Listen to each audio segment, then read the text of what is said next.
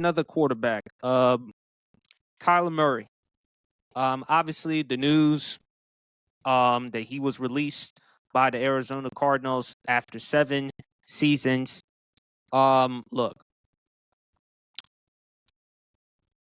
Arizona had to make the decision to cut him. And look, with the Cardinals, by releasing Kyler Murray, this will force the team to carry $36.8 million in guaranteed money for the upcoming season. Despite not being on the roster, this payment covers his guaranteed salary and it also avoids larger guarantees for 2027. In terms of dead cap hit, the move will result in approximately $54.7 million in total dead money for the Cardinals. The Cardinals can save on this amount if Murray signs with another team, which is an offset clause, likely reducing their burden by at least $1.3 million, which is the league minimum. And look, post June 1 designation to manage the cap hit, the team is expected to use a post June 1 designation, allowing them to spread the dead money $47.5 million in 2026, 7.2 in 2027. Look, coming out of college, I was a huge Kyler Murray fan. I always wanted him to succeed, and that was because, in large part, after all, he went to one of my schools that I rooted for, the University of Oklahoma. Kyler Murray showed a lot of promise his first 3 years. Rookie year, he did win Offensive Rookie of the Year, and his second and his third year made 2 Pro Bowls. Each of those 3 seasons, Arizona improved. Matter of fact, Kyler Murray's third year, the first half of the season, he was the leading candidate for the MVP until he got hurt. You kind of saw the writing on the wall. You kind of saw how things were starting to take a turn in Arizona after that third season, particularly the playoff game against the Los Angeles Rams, in which they got embarrassed in that game. Kyler Murray finished that game on a scale of QBR 0 to 100 with an 8, throwing one of the worst pick sixes in the NFL underhand. Then came to the conversation regarding the contract. And look, Kyler Murray deserved the contract because of what he was able to do the first 3 seasons. Who else were you going to find to replace Kyler Murray at the time? But one of the problems was when they gave him the contract, they put an independent study clause in his contract in which they required him to study 4 hours outside the job. I'll ask you, BRF, I'll ask you, Champ, have you ever heard of anything like that, an independent study clause? Because we've heard weight clauses, we've heard other clauses. An independent study clause, when they're about to pay him that amount of money, over $200 million, over $100 million in guarantee, and they put a stipulation in his contract in which he has to take his ass home and study. Never heard that a day in my life. It's crazy.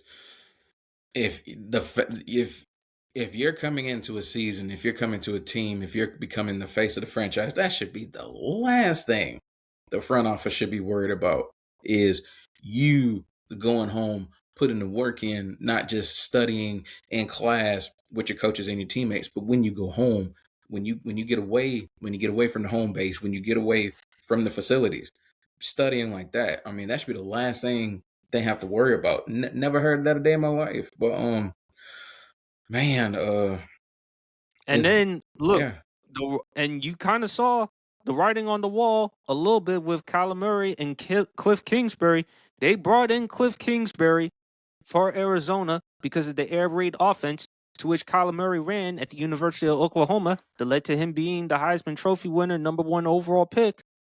Remember the Thursday night football game when Kyler Murray and Cliff Kingsbury were butting heads? You did see that. Plus, you've often mentioned, Champ, look how Cliff Kingsbury was in Washington with a coachable quarterback in Jaden Daniels.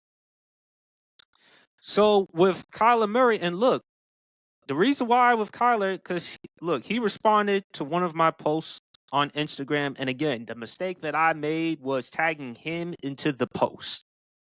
Kyler talked about how I don't know him, how you don't know how much hard work I put in. Here's the thing, Kyler.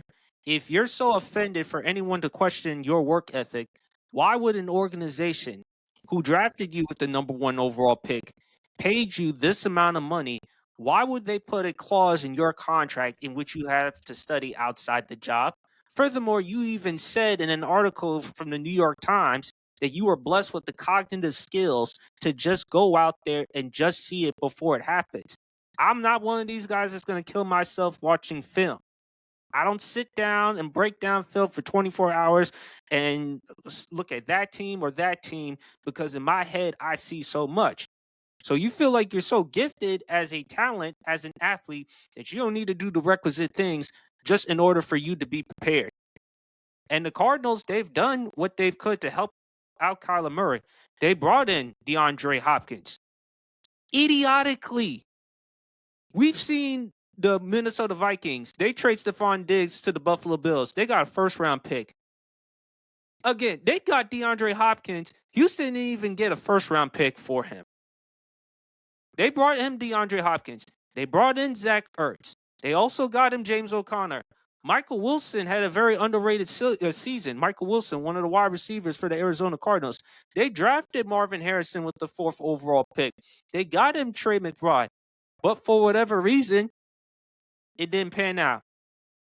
And then Kyler Murray also had injury issues, which was another concern with Kyler Murray because obviously he's not the biggest quarterback. He's listed at 5'10", but he's really more 5'8", 5'9".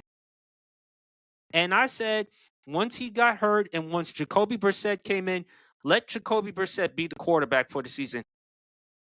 And what you saw from Jacoby Brissett last season with this team, even though they didn't win a lot of games, you saw somewhat of the potential of what this team could be and how it's best for them to move on from Kyler.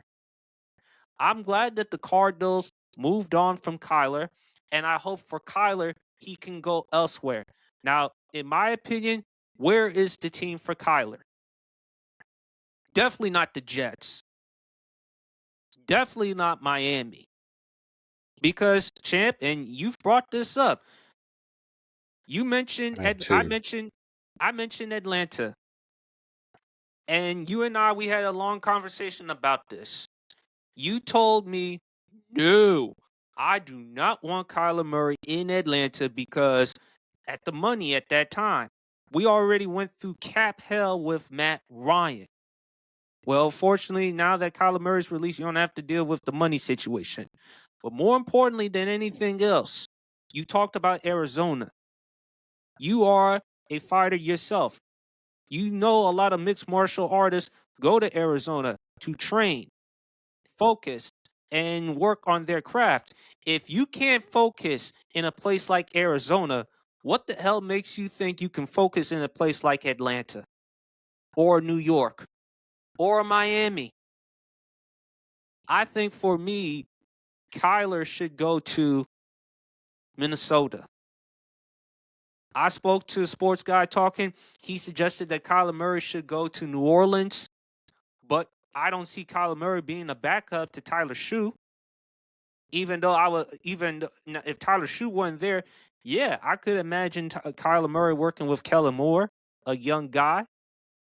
But I think he needs to go to Minnesota. He needs to go to a place with structure. Or if not, you mentioned, Champ, could he go to Houston? Because we're not sure with C.J. Stroud at this point. It also goes to show you. It also goes to show you with Kyler Murray, man. Look, you got on me for questioning your work ethic and stuff like that, my dude. If you felt so offended, why would the Cardinals? Why would an organization put that clause in your contract? And plus, people have questioned your attitude in the past.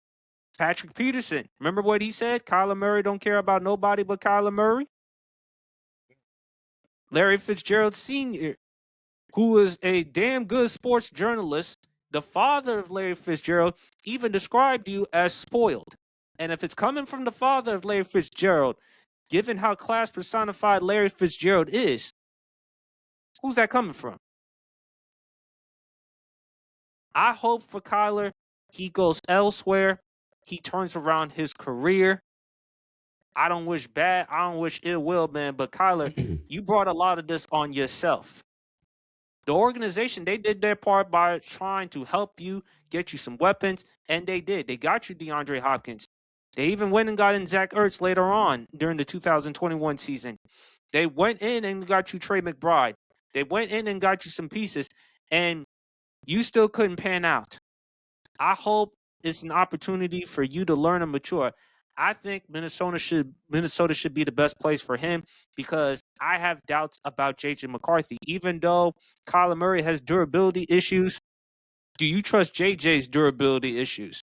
And if not, then who else are you going to get if you're Minnesota? You want Anthony Richardson? Whoever wants to go. That is nasty. Look, let's just be real. Unless you go to the Vikings or even Atlanta at this point, because that's where they're narrowing it down to, Atlanta or Minnesota, you have a lot of proving to do. And if you end up going to Atlanta or Minnesota, it's win right now. You don't have no grace because you're going to go in there with a good defense. I don't know what's going to happen with James Pierce, but I believe that they're good enough in order to. He gonna be out for. Yeah, he may be out for the good. season.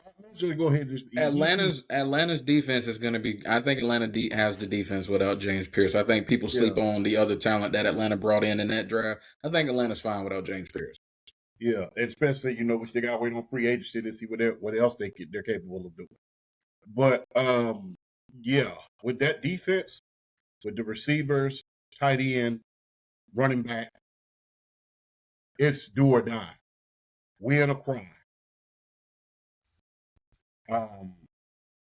Now, in his defense, I will say Arizona have, there's not been great offensive line play in Arizona at this point. There hasn't been a lot of great offensive line play.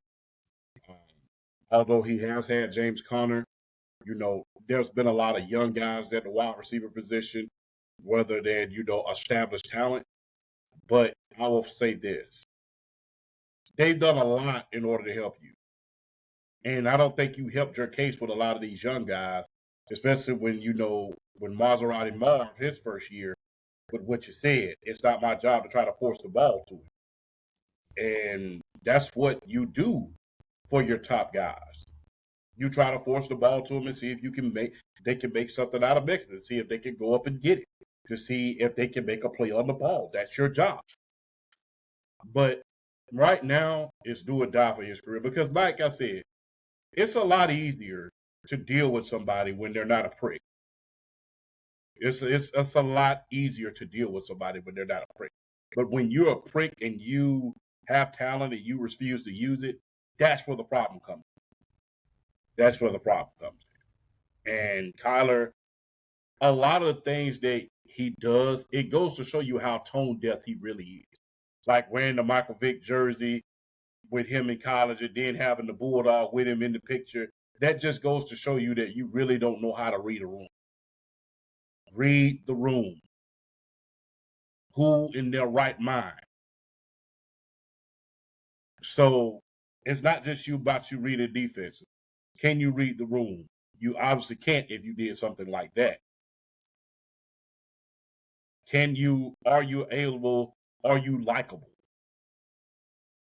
Are you able to say, hey, I'm able to do this and get the guys to rally around? There's been too many instances at this point where people are saying that you don't give a crap, that you're selfish, that you're spoiled. What are you going to do to remedy that?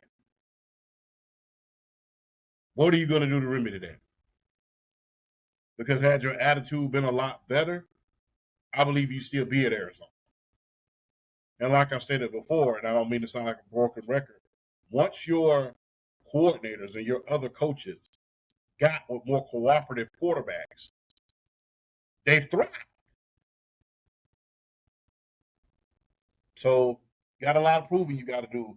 But if you end up going to Atlanta or Minnesota and you don't win that starting position, Mr. Postman, that's your butt. BRF?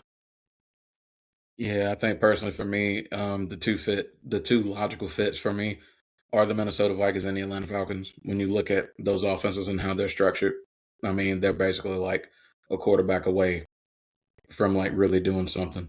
Like Kevin O'Connell, Kevin Stefanski, similar schematically as far as like how they like to run.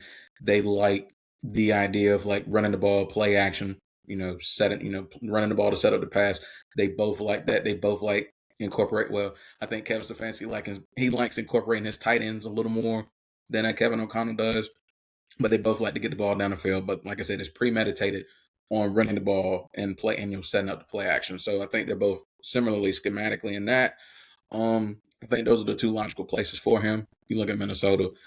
I mean, come on, Justin Jefferson, Jordan Addison, T.J. Hawkinson, Aaron Jones. I think Aaron Jones will be back for 2026. I mean, like it makes sense from a logical standpoint. I mean, you have weapons there, and then the Falcons. I mean, come on, man. I follow this team every day. I mean, you look at what they have. They did release Darnell Mooney. They did release him, but you still have Drake London.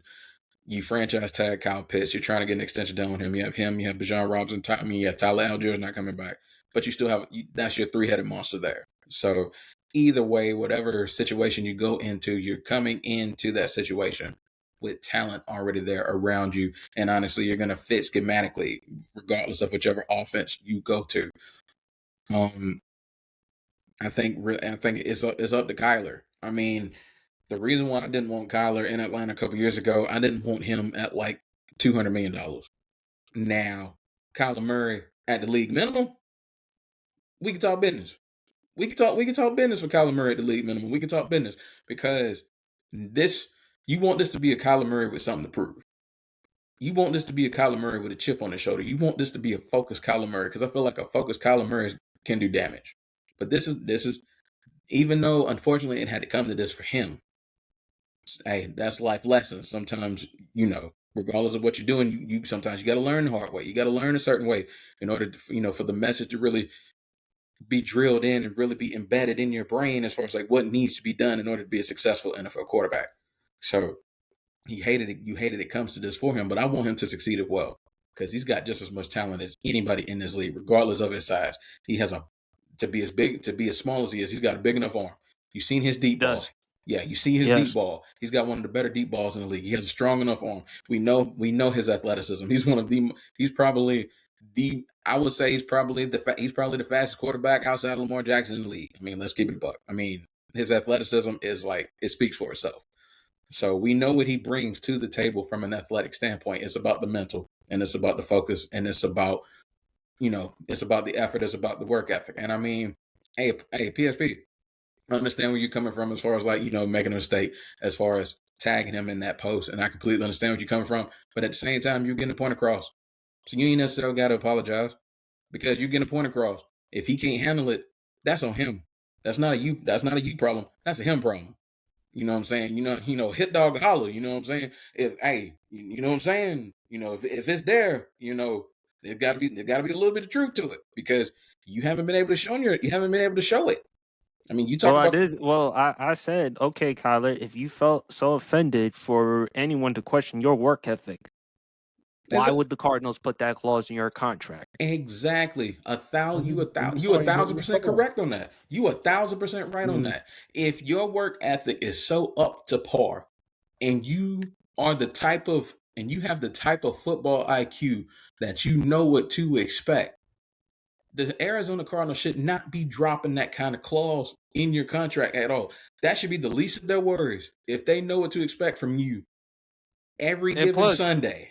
And plus, you even admitted you don't even spend a lot of time watching film. That's crazy. Just go back to the article. Just go back to the New York Times back in December 2021. He said that. Also, too, why is it, Kyler? It seems like you're more interested in video games, Call of Duty, other stuff than besides football. And the thing is, y'all bring up Atlanta. If Kyler Murray goes to Atlanta, we talked about Kevin Stefanski with Shedeur Sanders. How's it going to be with Kevin Stefanski and Kyler Murray?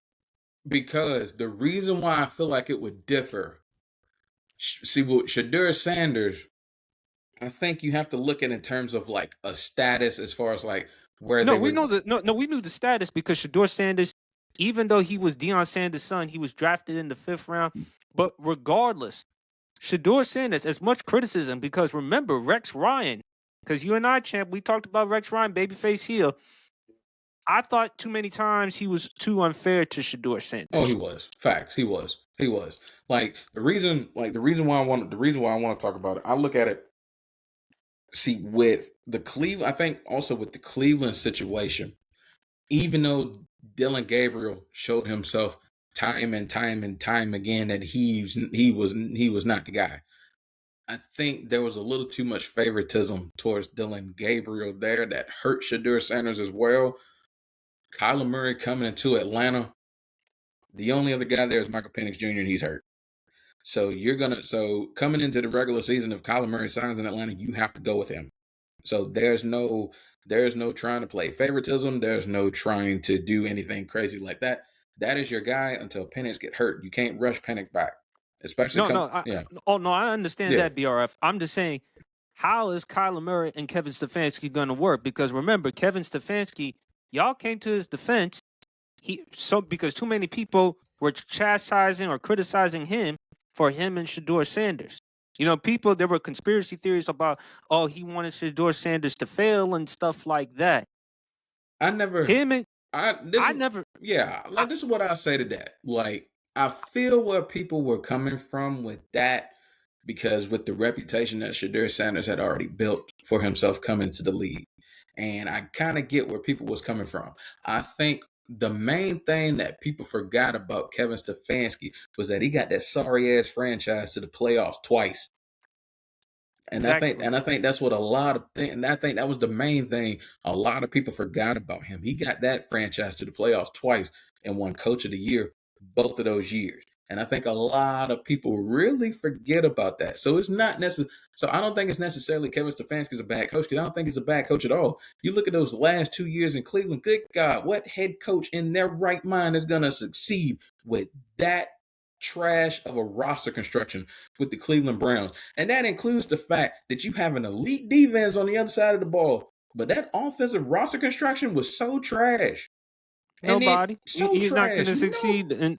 Nobody's going to succeed with that roster construction. And that includes Jerry Jeudy finally waking up, having a breakout 2024, only to completely regress and turn back into Denver Jerry Jeudy in 2025. Hands like bricks and run routes like he's taking a breathalyzer test. I'm just saying, like, just bad. So I mean, what can you do with that? So I don't think it was necessarily all on Stefanski. I don't think it was all on Stefanski, but does he hold blame on it? I think he should, because at the end of the day, you're still the head coach, and you still have to try to stabilize it and make the best of a bad situation. And he didn't do that like I felt like he could have those last 2 years in Cleveland, which is why a lot of Falcons fans hated the hire and wish they could have gone another route. Me personally, I feel like I don't have a problem with it, because I feel like it's the best one you had, and considering what you had in Raheem Morris, and how Raheem Morris, with all that amount of talent, you couldn't fumble. He fumbled this team. This team should have made the playoffs both years. He was a head coach, and he practically fumbled it. So I mean, where are you gonna go? Hey, BRF, it's like Champ said. Champ said last week, you want to talk about Ime Udoka fumbling the bag with Nia Long? That's how Raheem Morris was last year with this team. I ain't see that. When y'all talked about that, I ain't see that. Yes. Y'all get an A+ for me just for mentioning that alone, because he damn sure did fumble the bag on that one. But that's a whole nother conversation. But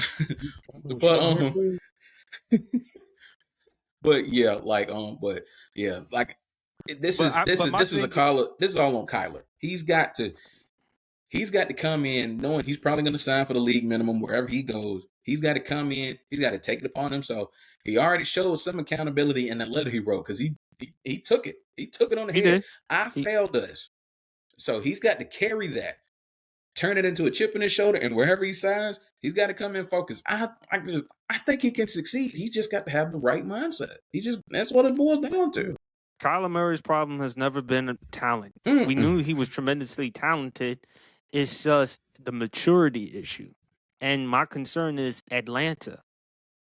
Champ lives in Columbus. BRF, you live in Madison. Not too far away from Atlanta. Y'all have been to Atlanta. It's a beautiful place to be, but at the same time, distraction. Exactly. And the Right. thing is, the main Distractions. thing that he's interested in, bro, they just built 6 new arcades in Atlanta, I'm man. The about to say Formula Atlanta. One, Atlanta is a And he Atlanta is a loves bro, video gaming game. haven. It is a He gaming loves yes, video haven. games. yes, it's a gaming haven. It's Hey, a man, gaming haven. joystick arcade. They got classic arcades there. I mean, bro, you cannot want to be a adult and still have fun. You can Exactly. still be a kid in an adult's playground and have fun. Mm-hmm. So And yeah, plus Miami and New York with Kyler. Nah. Mm-mm. bro. And look, I'm gonna just be real. Miami has not been relevant since the Don Shula days as far as just winning. They haven't had the coaching. They haven't had a lot of good things. I'll even give it to Dave Wanstead days. But Yeah, I'll give it Kyler Dave Wanstead. They Dave maintain a Wanstead, little bit of stability with Dave yeah, gave Wanstead. him a little bit, but something's got to give. Something's got to give with Kyler. And look, look. If I know something can make me money, I'm gonna just be real. A lot of things that I am doing now, I'm not on social media as much now. I post videos and I get the hell off of social media. And that's just how I do because I realize there's something else at play that can make me a hell of a lot more money, at least for the time being. Mm-hmm. And if I can realize that, and that is only going to equate me to maybe at back 6 figures, then if you got 9, then do the damn math. So, I mean, look, I'm not going to lie, bro. I wish that a lot of these NFL players would look and see what they had because, look, there's a lot of things that they have that the average Joe, if he had, he could make something out of nothing. That's why you see a lot Mm-hmm. of these undrafted free agents from these small colleges. They come in and they thrive. They have more resources. They have more means to get things done. They have a lot more to get things done. And they're not worried about it. Look, I'm just going to go to practice and play the game that I love. So they're not worried about all the other stuff that they know are going to come once you get that big old contract. Call of Duty costs $49 a game, maybe even $50. Mm. And like my It's, mom used to always say, I used to love to play NBA Jam, Streets of Rage, see how far I can get before I went to school. Because you try to leave the game on, then guess what? It's gonna go off because the game's gonna overheat. What up, Wayne? But the thing was, my mom used to always tell me this, my dad as well. You gotta realize something. We tell you to read in the morning, although we know you know the test. We know you know what's on that test. We tell you to read in the morning because you got to realize these gaming companies, they got their money. Matter of fact, they got 8 times your money. Matter of mm-hmm. fact, 20 times. You cannot make what they've made off of 60 million of folks like you in one lifetime. They got their money. You got to get yours. And for you to kind of come into the league going in hot, not to mention, you know, the let's just keep it real. The Arizona Cardinals, when you first came in, when they drafted you number 1 overall, they got a mulligan. Because remember the year before that, they drafted Josh Rosen top 10. I think he was top 10. Yes, he was. So yeah, Yes, he did. they got a mulligan. They got Yes, they did. They drafted Josh Rosen with the 10th pick. Okay, so yeah, they got a mulligan. So you replace the guy top 10. You have brilliant moments at a certain point, and then you'll just So it's time to put the bull jive behind you at a certain point. Forget them games, F them games, put Street Fighting Call of Duty up. They got their money. This is your chance to write yourself a good redemption story. This is your chance to prove that Cliff Kingsbury that everybody else was the problem outside of you. It's kind of like going through a bad breakup. You go out there and you getting in these streets, then you already proved everybody right. When you go out there, you do everything the right way in order to improve yourself. That's where you win the battle. And it's not So like, and it's not like he was like playing. I mean, he got hurt in 2025, but good gracious, 2024 he threw for 4,000 yards. So it's not like he was like sucking on the field. No, it's not like No. it was just you're not putting forth your maximum effort, and we know you're not. This is not you. This is just like little shades of you. It's just it pisses people off to know you have that ability. For you not to put your best foot forward and put your all into something, that's offensive to people who believe it. Mm-hmm. And we want to believe it. So do your job so we can believe it. That's all I have to say about it. Mm-hmm. I don't have a problem with it at all.